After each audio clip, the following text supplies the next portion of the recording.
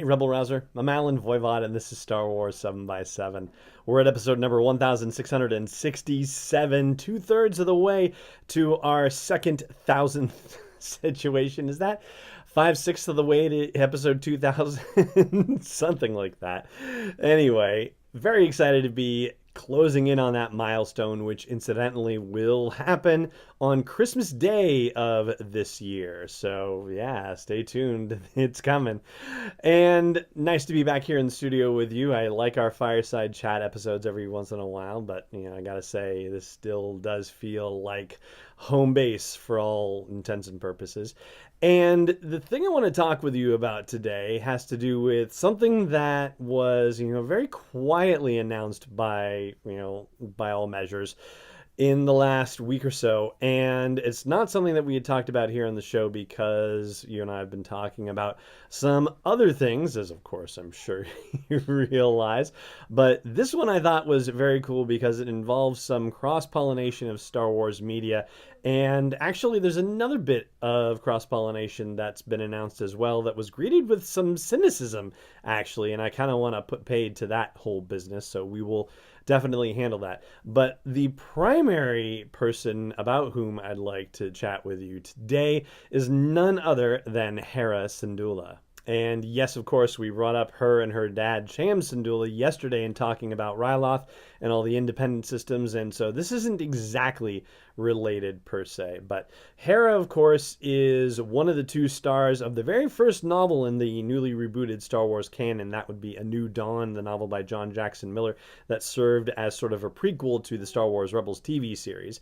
And Hera is one of those rare characters that has been in multiple media. In fact, she of course was in a novel, she was in the cartoon series, and even though we didn't actually see her directly on screen, she was in Rogue One, both being paged to a briefing room while on Yavin 4 and piloting the Ghost at the Battle of Scarif, which was the first time that we knew that she would survive the events of the Star Wars Rebels TV series.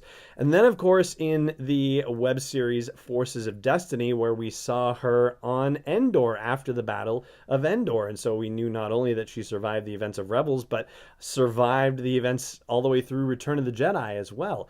And now we are getting a taste of what she's going to be doing after the Battle of Endor. So it turns out that the new novel Alphabet Squadron, which is actually the first in a trilogy that's being done, she is actually the person who is wrangling Alphabet Squadron together. And that was dropped as a tweet by the Del Rey Star Wars Twitter account. So, that was breaking news delivered in a fun way that wasn't breaking news delivered about a trailer for episode 9. But be that as it may. Yeah, we're still a little obsessed over that, aren't we?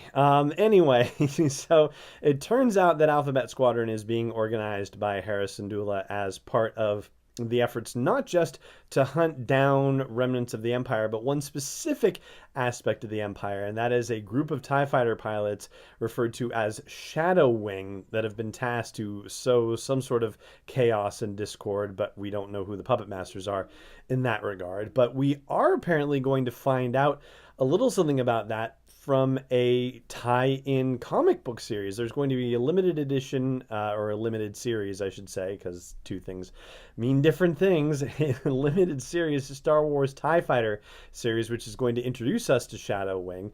And it's sort of unconfirmed at this point. The blog post at StarWars.com isn't really clear on the subject, whether or not we're actually going to meet the people of Alphabet Squadron and see Hera Syndulla involved in Alphabet Squadron just yet in that TIE Fighter miniseries, or if this is just going to be sort of a prequel that sets the stage for the Alphabet Squadron novels. And I should actually point out, now that I'm thinking about it, that Hera has also appeared in the comics as well in the Kanan 12-issue series that came out a few years ago too. So yeah, she has appeared in quite a lot of different Star Wars projects. Now, we don't yet know, obviously, how heavily she's going to be involved in the events of Alphabet Squadron, especially considering that the only ships that are featured on the cover, or at least, the provisional stuff that we've seen so far, are the A, the B, the Y, the X, and the U. And so, the Ghost is obviously none of those. But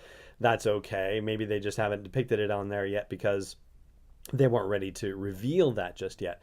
We have been shown a cover, though, that shows an X-Wing silhouette with a pilot by the name of Yrica Quell, Y-R-I-C-A, so I'm just taking a guess at that pronunciation. She's going to be our X-Wing pilot, and she is actually an Imperial defector. She is somebody who tried to disappear in some deserters' shantytown, basically, until she was discovered and collected for this particular enterprise, whether by Hera or by others. Don't necessarily know. It could be one of those situations where the whole Rebel Special Forces managed to track her down somehow. And wouldn't it be fun if she was actually a defector from this Shadow Wing thing, a situation as well, and might have information that helps get people on board with the idea of, oh, the Shadow Wing group is a real problem or something like that. Don't know yet. Still got to find out. But the thing with Hera is that now that we are about to learn some of her doings after the Battle of Endor, it also raises the question, what about the rest of the Ghost crew? We know from Forces of Destiny that Chopper was with her on Endor as well, so there's a good chance that we're going to see Chopper in this novel too.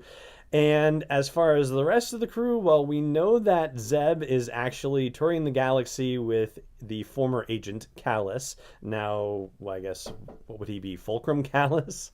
And Kanan, of course, is dearly departed. And Sabine, well, is somewhere off traipsing the galaxy with Ahsoka looking for Ezra. So, the chances of seeing any of them, I think, are kind of minimal. I think Chopper is it. But there is one other person who I think we may get to see, even if it's just a quick mention or two, and that is Jacen Syndulla, who would, of course, be the son of Kanan and Hera.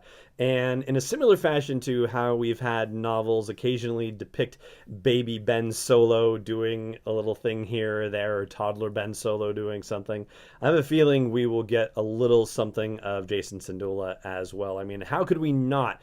If Hera's going to be in this novel, I mean, I don't see how you don't have some sort of nod to Jacen in there. And, on a side note, as opposed to, kids who, unfortunately lose their fathers and, very Disney thing to lose a parent and grow up without one in the situation.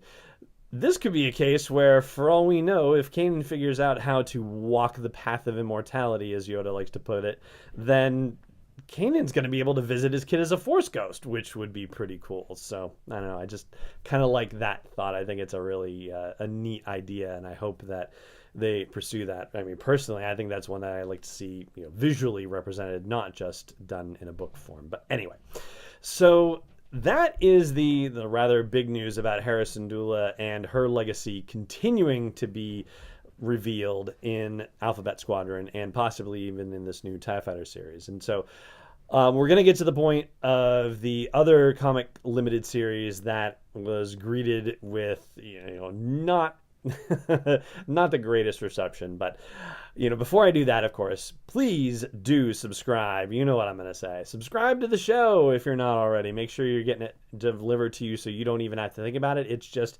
waiting there for you. And I hope you will also consider supporting me in my run to 2,000 episodes daily no less, by joining the community at patreon.com/SW7x7. All right, so the thing that was sort of greeted with a bit of cynicism is the fact that there's going to be a limited series about Black Spire Outpost. And this is, of course, the place where when you go to Galaxy's Edge theme park at Disney, you are going to be dropped into the middle of Black Spire Outpost. And this is being greeted, or at least it was greeted in some corners, as a cynical marketing ploy, a grab like, oh, it's just a tie-in and an advertisement for the theme park. Like, really? Wow. You know what? This kind of thing has been going on for years and years and years. I mean, it's it's something that definitely absolutely predates me and goes back hundreds of years. But the funny thing of it is that I remember when the Treasures of Tutankhamun tour went around. There was this big tour of treasures from King Tut's tomb that went around in the 70s and visited 6 cities in the United States, including Los Angeles.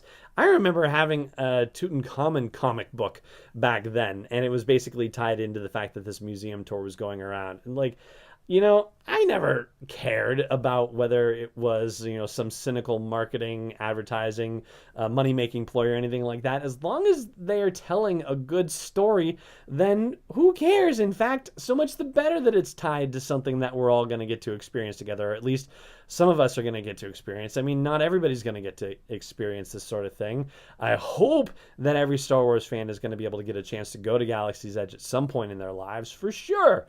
But I mean, what's the big deal? I don't understand why people get so worked up about stuff like this. Like, it's a natural thing for Lucasfilm and for Marvel and Disneyland to do and Disney World to do. So, good on you. Like, give us more information about Black Spire Outpost. Enrich the experience that people will get to have when they go to one of these theme parks. I mean, I'm all for it. So, if you somehow, think, and you're entitled to your opinion. If you do agree with some folks that it's a cynical marketing ploy, let me know why you think that, and let me know if it matters to you whether, if they tell a good story, if it would change your mind. Like, just drop me a comment wherever you happen to catch this episode, or on the website sw7x7.com at the blog post for this episode. If it's a good story, then, I think that kind of forgives everything. But yeah, we'll see. Anyway, that is going to do it for today's episode of this show. Thank you so much for joining me for it, as always. And may the Force be with you, wherever in the world you may be. This podcast is not endorsed or sponsored yet by Lucasfilm Limited, Disney, or 20th Century Fox. It is intended for entertainment and information purposes only. Star Wars, the Star Wars logo, all names and pictures of Star Wars characters, vehicles, and any other related Star Wars items are registered trademarks and/or copyrights of Lucasfilm Limited or their respective trademark and copyright holders. May the Force be with them. All original content is copyright 2019 by Star Wars 7x7. We hope you love it.